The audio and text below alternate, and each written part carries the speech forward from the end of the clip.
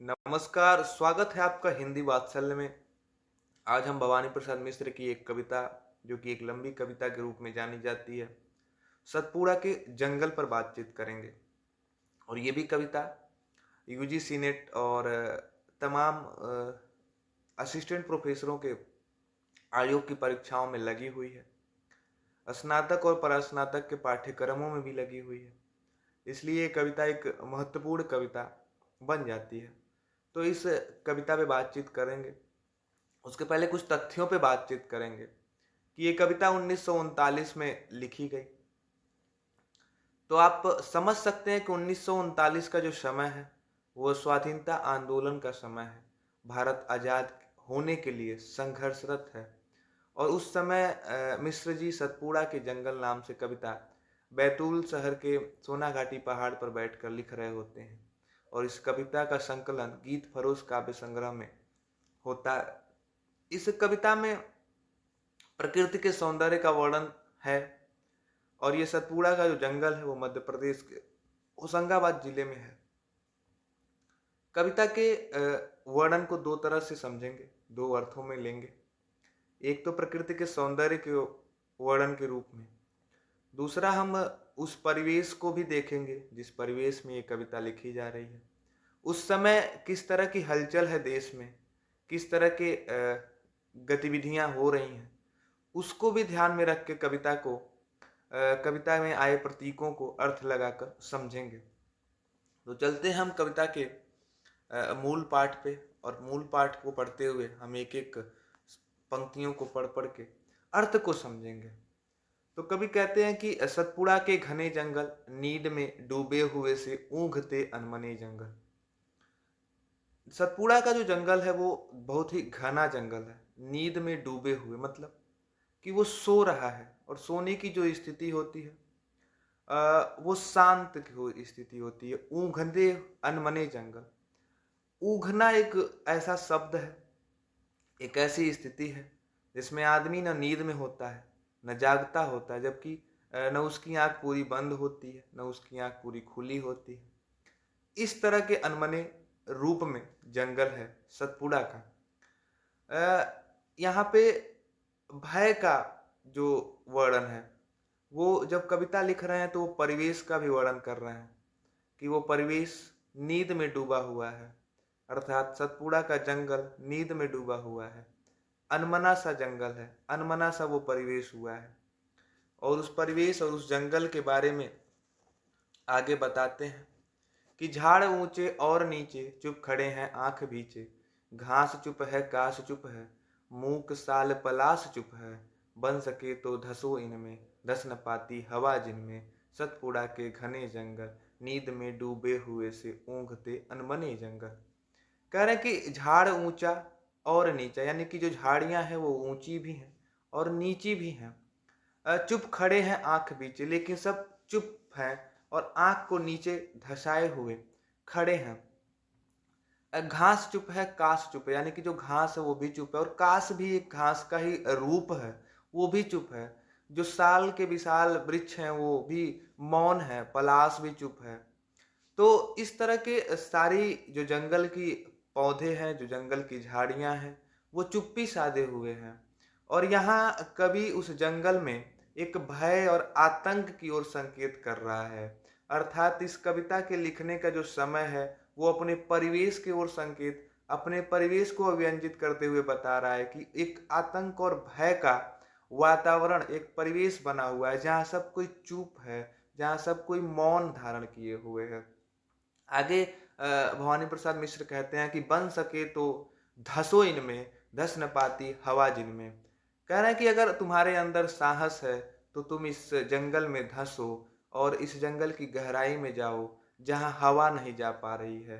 जिस जंगल में हवा नहीं जा पा रही है मतलब कि तुम इसमें धसो जहाँ लोग, जिस परिवेश में लोग ऑक्सीजन लेने के लिए मोहताज हुए हैं, जो खुली हवा में सांस नहीं ले पा रहे हैं। अगर तुम्हारे अंदर ऐसा साहस है तो तुम इसमें धंसो। अब आप समझ सकते हैं कि खुली हवा में सांस न लेने का मतलब, खुली हवा में सांस न लेने वाला आदमी मतलब कि आतंक की बात कर रहे हैं कि धस न पाती हवा जिनमें, सतपुड़ा के घने जंगल, नींद में डूबे हुए से ऊँघते अनमने जंगल। मतलब इस पूरे पदबंध में जंगल के माध्यम से, जंगल के परिवेश को, और जब कविता लिख रहे हैं उस परिवेश को, दोनों को हम जोड़ के दो अर्थों में समझेंगे कि जंगल के सारे वृक्ष और झाड़ियां भी चुप हैं, जंगल शांत है, जंगल भय में है। यानी कि ये जो परिवेश है जिसमें कविता लिखा जा रहा है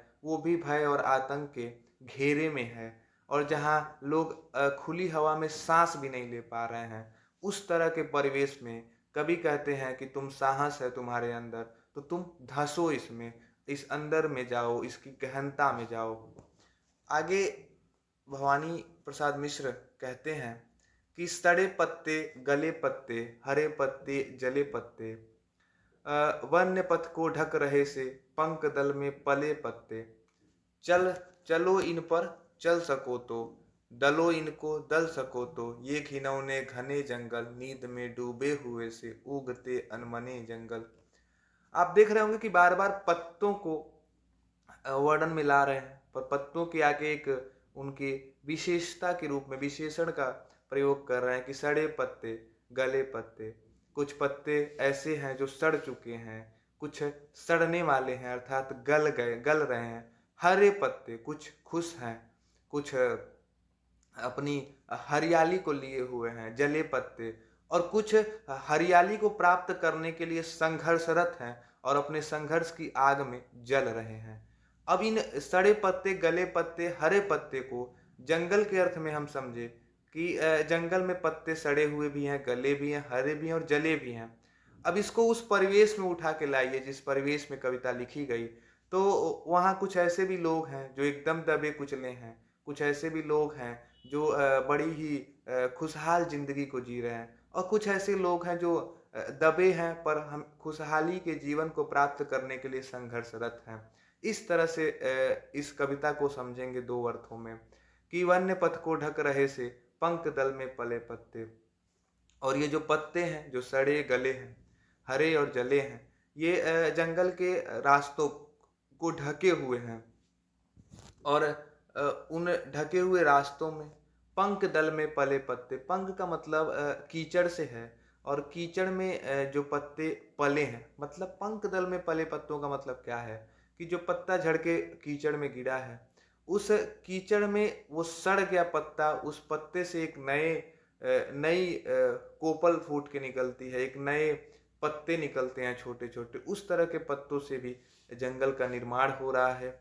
और चलो इन पर चल सको तो, दलो इनको दल सको तो, वो कह रहे हैं कि अगर चल सको इस पथ पे जिस पे बहुत सारे पत्ते ढके हुए हैं तो तुम चलो, अगर इनको कुचल के आगे बढ़ सकते हो तो बढ़ो, अगर तुम्हारे अंदर साहस है तो इन पथ पे चलो, इन पत्तों को कुचलते हुए आगे बढ़ जाओ।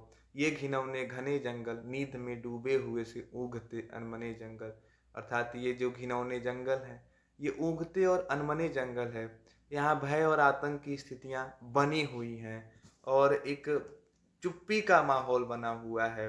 आगे कह रहे हैं कि अटपटी उलझी लताएं डालियों को खींच खाएं, पैरों को पकड़े अचानक प्राण को कसले कपाएं, सांप सी काली लताएं बला की पाली लताएं, लताओं के बने जंगल, नींद में डूबे हुए से ऊँघते अनमने जंगल।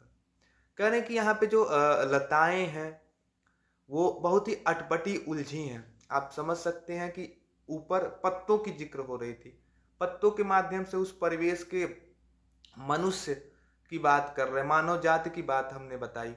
अब कह रहे हैं कि अटपटी उलझी लताएं, ये लताएं जो हैं वो बहुत ही अटपटी और उलझी हुई हैं। ठीक वैसे ही जैसे उस परिवेश में आदमी एक दूसरे के आदमी अनेक तरह के समस्याओं से उलझा हुआ है और डालियों को खींच खाएं, और ये समस्याएं बार बार उन आदमियों को, जैसे ये लताएं डालियों को खींचती हैं अपने साइड, इसी तरह से उस आदमियों को खींचती हैं। और ये लताएं पैरों को पकड़े अचानक, और उसी तरह से ये संघर्ष, ये समस्याएं आदमियों को जकड़ा हुआ है। जिस तरह से सतपुड़ा के जंगल में ये लताएं उस पैरों को बार बार पकड़ने पकड़ती हैं जो उस जंगल में जाता है। प्राण को कसले कपाए सांप सी काली लताएं। अब ये कह रहे हैं कि सांप सी काली लताएं, मतलब कि ये जो लताएं हैं वो काली हैं। बला की पाली लताएं, लताओं के बने जंगल। और इन सारी तरह की लताओं यानी कि सारी तरह की ये अटपटी उलझी हुई समस्याओं को लिए हुए ये परिवेश बना है, अर्थात इन तरह की अटपटी उलझी और डालियों को खींचने वाली, पैरों को अचानक पकड़ने वाली, प्राणों को कस लेने वाली ये लताओं से बना हुआ नींद में डूबा हुआ ये सतपुड़ा का जंगल है। अर्थात यहाँ पे बहुत सारी समस्याएं हैं जो उलझी हुई हैं और एक भय से चुप्पी को और शांत माहौल में बना हुआ है। आगे कह रहे हैं कि मकड़ियों के जाल मुंह पर और सिर के बाल मुंह पर, मच्छरों के दंश वाले दाग काले मुंह पर, लाल मुंह पर, बात झंझा वहन करते चलो इतना सहन करते। मकड़ियों के जाल मुंह पर, वो जंगल में प्रवेश की बात कर रहे हैं कि ये जंगल इस तरह के भयावह स्थिति में है कि जब हम जंगल में जाते हैं तो हमारे चेहरे पे जो मकड़ियों की इन लताओं से एक दूसरे को जोड़ती हुई जो मकड़ियों ने जाले बुने हुए हैं वो हमारे चेहरे पर पड़ती हैं। तो कहते हैं मकड़ियों के जाल हमारे मुंह पर और सिर के बाल, और यानी कि वो लताएं हमारे बालों को इस तरह से बिगाड़ती हैं, इस तरह की स्थिति में लाती हैं कि वो हमारे बार बार हमारे चेहरे पर आती हैं। मच्छरों के दंश वाले दाग काले लाल मुंह पर, अर्थात जब हम जाते हैं तो जिस तरह से मच्छर हमें काटते हैं तो मच्छरों के दंश से हमारे भी चेहरे पे या फिर हमारे शरीर पे लाल और काले धब्बे पड़ते हैं। उसी तरह से इस जंगल में भी बहुत सारे कीट पतंगे हैं जो जिनके काटने से चेहरे पर एक लाल काला दाग पड़ जाता है। वात झंझा वहन करते। वात झंझा का मतलब क्या है? वात का मतलब हवा से है और झंझा का मतलब तूफानी हवा से। ये जंगल जो है वो तूफानी हवाओं को भी सहते हैं। तो चलो इतना सहन करते और चलो इसमें हम भी चलते हैं और इसको सहन करते हैं। कष्ट से ये सने जंगल, नींद में डूबे हुए से ऊँघते अनमने जंगल। पूरी जंगल की बात कर रहे हैं कि जंगल में मकड़ियों का जाला है। ये जंगल जो है वो तूफानी हवाओं को सहता है, कष्टों से बनता है। ये जंगल बहुत सारे की तूफानी और ओलों की बरसात को झेलता है। तो इस तरह के तूफानी जो कहते हैं ओलों का गिरना, तूफानी हवा का सहन करके ये जंगल जो कि एक घने रूप में बना हुआ है और अनेक कष्टों से सना हुआ ये जंगल है। उसी तरह से उस टाइम के परिवेश में मनुष्यों का जीवन था जो अनेक तरह की समस्याओं से घिरा हुआ था। आगे कह रहे हैं कि अजगरों से भरे जंगल, अगम गति से परे जंगल, साथ साथ पहाड़ वाले, छोटे बड़े झाड़ वाले, शेर वाले बाघ वाले, गरज और दहाड़ वाले, कंप से कनकने जंगल, नींद में डूबे हुए से ऊँघते अनमने जंगल। आगे अजगरों से भरे जंगल, यानी कि इस जंगल में बहुत सारे के अजगर वाले सांप भी हैं। अगम मतलब कि जाने के लिए बहुत ही दुर्गम में रास्ते हैं यहाँ पे। गति से परे जंगल माने यानी कि यहाँ इस तरह के रास्ते हैं जहाँ पे किसी प्रकार की कोई गति नहीं है, प्रगति नहीं है, विकास नहीं है इस जंगल में। साथ साथ पहाड़ वाले, उस जंगल में साथ साथ पहाड़ियाँ हैं। इन पहाड़ियों का जिक्र हम परिवेश से अगर लें तो मनुष्य के जीवन में भी पहाड़ियों और खाइयों का जो उचट है, मतलब ऊबड़ खाबड़ जो जीवन है वो भी उस परिवेश में दिखाता है जो इस जंगल में है। साथ साथ पहाड़ तो मनुष्य के जीवन के उतार चढ़ाव की व्याख्या कर रहा है ये। जिस तरह से इस जंगल में साथ साथ पहाड़ हैं तो जंगलों में भी उतार चढ़ाव हैं, बड़े छोटे झाड़ हैं, शेर वाले बाघ वाले भी हैं और शेरों के गरज और बाघों के दहाड़ भी हैं इसमें। कंप से कनकने जंगल, यानी कि कंपित होते हुए कनकने जंगल हैं और नींद और ऊँघते ये अनमने से जंगल हैं। अब इसके ऊपर के जितने भी अभी तक हमने वर्णन किया, वो जंगल की बात बता रहा था और जंगल में भय और आतंक की बात बता रहा था कि किस तरह से जंगल में भय और आतंक का माहौल है, जहाँ सब चुप हैं और जहाँ किसी प्रकार का कोई विकास, कोई गति नहीं है, जहाँ किसी भी प्रकार के कोई कोलाहल नहीं है। तो इस तरह के ज़िक्र मिश्र जी ने ऊपर की पंक्तियों में किया है। अब कविता एक नए रूप में जाएगी और इस यहाँ पे हम जीवन की जीवंतता की बात करेंगे। अब देखेंगे किस तरह से भवानी प्रसाद मिश्र उसी कविता में एक दूसरी स्थिति का वर्णन करते हैं। तो कह रहे हैं कि इन वनों के खूब भीतर चार मुर्गे चार तीतर पाल कर निश्चिंत बैठे, बिजन वन के बीच बैठे, झोपड़ी पर फूस डाले, गोंड तगड़े और काले, जबकि होली पास आती सरसराती घास गाती और महुए से लपकती मत कर बांस आती, गूंज उठते ढोल इनके गीत इनके गोल इनके, सतपुड़ा के घने जंगल नीत में डूबे हुए से ऊँघते अनमने जंगल। अब आप देखेंगे कि अब तक जो आतंक और भय और चुप्पी से सना हुआ, कष्टों से सना हुआ जिस जंगल की बात कर रहे थे, अब कह रहे हैं कि इस जंगल, इस वनों के खूब अंदर, इस जंगल की गहराई में चार मुर्गा और चार तीतर पाल कर निश्चिंत बैठे। किसकी बात कर रहे हैं ये मध्य प्रदेश में पाई जाने वाली गोंड जनजाति का जिक्र करते हैं यहाँ पे कि ये जो गोंड जनजाति है वो इसी जंगल के खूब भीतर यानी कि अंदर चार मुर्गे चार तीतर पाल कर निश्चिंत बैठे, बीजन वन के बीच बैठे। बीजन का मतलब बिना जन के, वहां कोई और जन नहीं है, इनका अपना एक समाज है जिसमें निश्चिंत ये लोग अपने जीवन को यापन कर रहे हैं। झोपड़ी पर फूस डाले यानी कि फूस फास की झोपड़ी है, गोंड तगड़े और काले। ये जो गोंड जनजाति के लोग हैं वो शरीर से हष्ट पुष्ट और अगर एक शारीरिक बनावट में ये बहुत ही हट्टे कट्टे होते हैं और अगर रंगों की बात जो यहाँ पे जिक्र कर रहे हैं वो काले रंग की जिक्र कर रहे हैं कि गोंड तगड़े और काले, जबकि होली पास से आती सरसराती घास आती। तो गोंड जनजाति में एक मान्यता है कि उनकी सबसे पवित्र जो होली का त्योहार है उनके लिए बहुत ही उल्लास और अ, एक ऐसे उन्माद का त्योहार होता है। तो ये जब होली पास आती है तो गोंड जनजाति में एक अलग तरह का उल्लास होता है। तो वो कह रहे हैं कि होली पास से आती सरसराती घास गाती और घास भी गाने लगती है। जो घास वहां चुप थी अब वो घास गा रही है।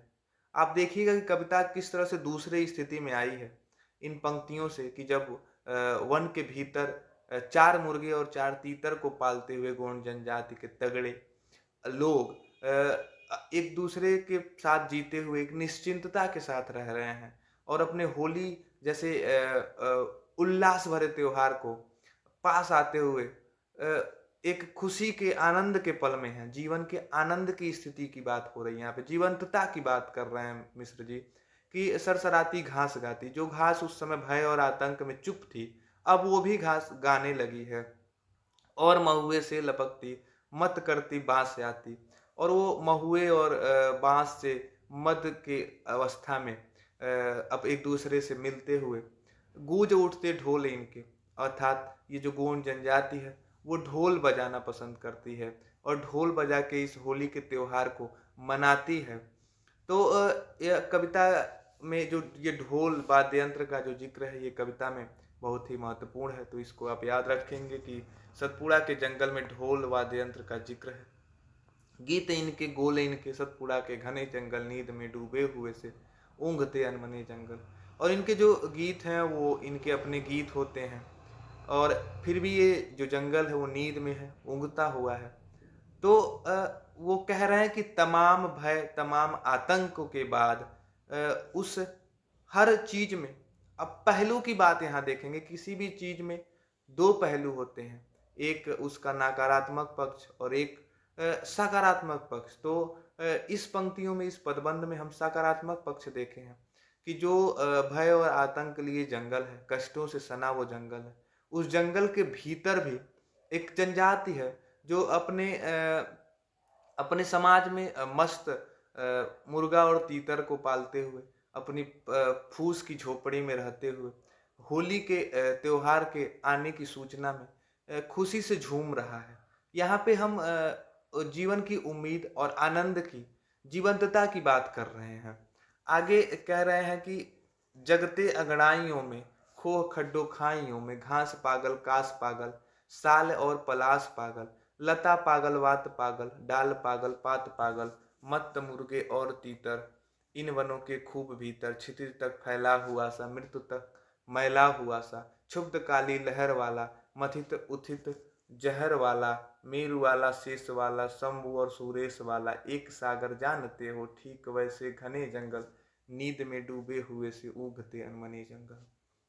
अब एक ये जीवन की आनंद की स्थितियों को जिक्र करते हुए आगे कह रहे हैं कि जगते अंगड़ाइयों में जो जंगल सो रहा था उसको अब जगने की समय और जगने की बात का जिक्र कर रहा है कि जगते अंगड़ाइयों में, खोह खड्डे खाइयों में, घास और कास जो उस समय चुप हुआ करते थे, साल और पलाश जो उस समय मूक और मौन हुआ करते थे, लताएं जो अटपटी और एक दूसरे से को फंसाए हुए है, हवा जो उस समय घुस नहीं पाती थी, धंस नहीं पाती थी, आज सब ये पागल और मदमस्त हुए से हैं। और मदमस्त की अवस्था में मुर्गे और तीतर भी हैं। इन वनों के खूब भीतर, इन वन के अंदर गहराई में ये सारी स्थितियां चल रही हैं। और वनों बाहरी परिवेश जो कि आतंक और भय से जकड़ा हुआ है, उसी परिवेश के अंदर एक सकारात्मक ऊर्जा भी है, एक सकारात्मक जीवन की उल्लास का भी वर्णन है कि जो उस वन के भीतर इस गोंड जनजाति के होली के त्योहार मनाते हुए, जहाँ साल और घास और पलाश जो कि जो बाहरी परिवेश में चुप थे, यहाँ पे मदमस्त पागल हुए से हैं, क्षितिज तक फैला हुआ सा, यानी कि इन वनों के खूब भीतर, खूब अंदर, क्षितिज तक फैला हुआ सा। क्षितिज वो जगह जहाँ धरती और आसमान एक से मिलते हैं, क्षितिज तक फैला हुआ था, मृत्यु तक मैला हुआ सा, मतलब कि क्षितिज तक ये फैला हुआ जंगल और मृत्यु तक मैला, यानी कि यहाँ पे जीवन भी है, मृत्यु भी है, क्षुब्ध काली लहर वाला और मथित उथित जहर वाला। मथित का मतलब कि महन, मथा हुआ, उथित का मतलब निकला हुआ जहर, मथा हुआ, अर्थात यहाँ पे समुद्र मंथन की बात हो रही है। कह रहा है कि मथित उथित जहर वाला, मेरु वाला शेष वाला, शंभु और सुरेश वाला, एक सागर जानते हो। मतलब उस सागर की बात कर रहे हैं प्रश्न की तरह से कि क्या उस सागर को तुम जानते हो जहां मेरु वाला, यानी कि मेरु सुमेरु पर्वत को मथनी बनाकर मथा गया, शेष नाग को रस्सी की जगह उस मथनी में फंसा के मथा गया, उससे दो चीज निकलती है, एक अमृत भी निकलता है और कालकूट जहर भी निकलता है। और यही बात मैं पहले बताया हूँ कि हर चीज के दो पहलू होते हैं, एक सकारात्मक होता है, एक नकारात्मक होता है। जिस तरह से समुद्र मंथन में जहर भी निकला और अमृत भी निकला, इस तरह किसी सागर को जानते हो क्या जहाँ शंभु हैं, सुरेश हैं, शिव भी हैं, विष्णु भी हैं, ठीक वैसे घने जंगल। और उसी तरह का ये घना जंगल, उसी सागर, जिस सागर में, मतलब कि क्षीर सागर का बात हो रहा है कि जिस क्षीर सागर में समुद्र मंथन के दौरान शेष नाग को रस्सी बनाकर मेरु पर्वत से मथा गया तो उसमें जहर और अमृत निकला, ठीक उसी तरह से ये सतपुड़ा का जंगल है जहाँ का बाहरी परिवेश जो है कि आतंक और भय से भयभीत है, पर अंदर उसके खूब भीतर एक सकारात्मक जीवन भी आनंद से उल्लास में डूबा हुआ है। आगे कह रहे हैं कि धसो इनमें डर नहीं है। अब ऊपर की पंक्तियों को आप ध्यान देंगे कि बोले कि धस सको तो धसो इनमें, अगर धस सको, साहस की बात वो कर रहे थे और यहाँ बड़ी निर्भीकता के साथ कह रहे हैं कि धसो इनमें डर नहीं है, मौत का यह घर नहीं है, उतर कर बहते अनेकों, कल कथा कहते अनेकों, नदी निर्झर और नाले, इन वनों ने गोद पाले, लाख पंछी सौ हिरंदल, लाख पंछी सौ हिरंदन, चांद के कितने किरंदन, झूमते बन फूल फलियां, खिल रही अज्ञात कलियां, हरित दुर्वा रक्त किसलय, पूत पावन पूर्ण रसमय, सतपुड़ा के घने जंगल, लताओं के बने जंगल।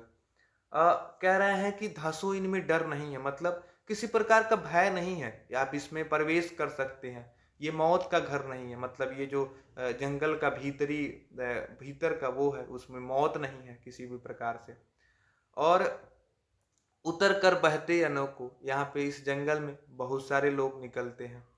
अब देखना पड़ेगा कि ये किस तरह की बातें कर रहे हैं कि धसो इनमें डर नहीं है, मौत का यह घर नहीं है। उतर कर बहते अनोखो, कल कथा कहते अनेको। कह रहे हैं कि ये जो जंगल है वो जीवन जीने के लिए बहुत सारी चीजों को हमें प्रदान करते हैं, चाहे वो वृक्ष हो, चाहे नदियां हो, चाहे वो झरने हो या नाले हो। वो उतर कर बहते अनेकों, और उस बहने में, उस नदियों को बहने में, उसमें बहुत सारी कथा और बहुत सारे कहानियां कहते हुए वो आगे बढ़ती हैं।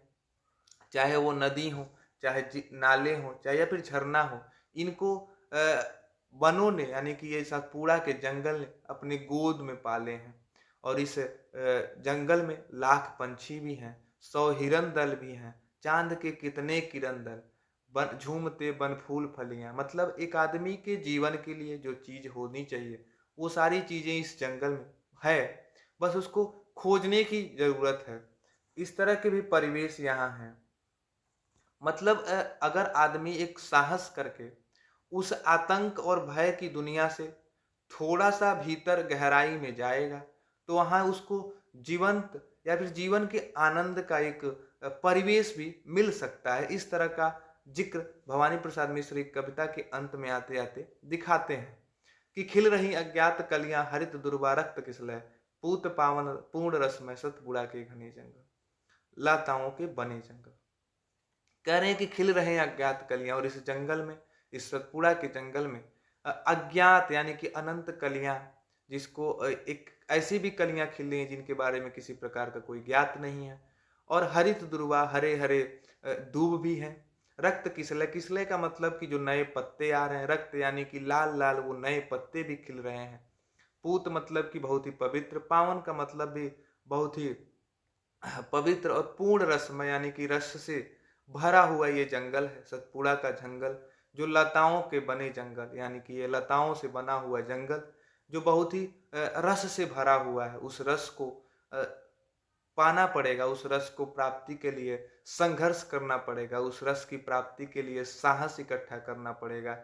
और इस तरह से हम उस आतंक और भय वाले बाहरी परिवेश से साहस करते हुए, उसमें धंसते हुए, बिना किसी भय के, बिना किसी डर के, उसकी गहराई में जाते हुए जीवन की आनंद को प्राप्त कर सकते हैं और एक जीवन जीने की बेहतरी को पा सकते हैं।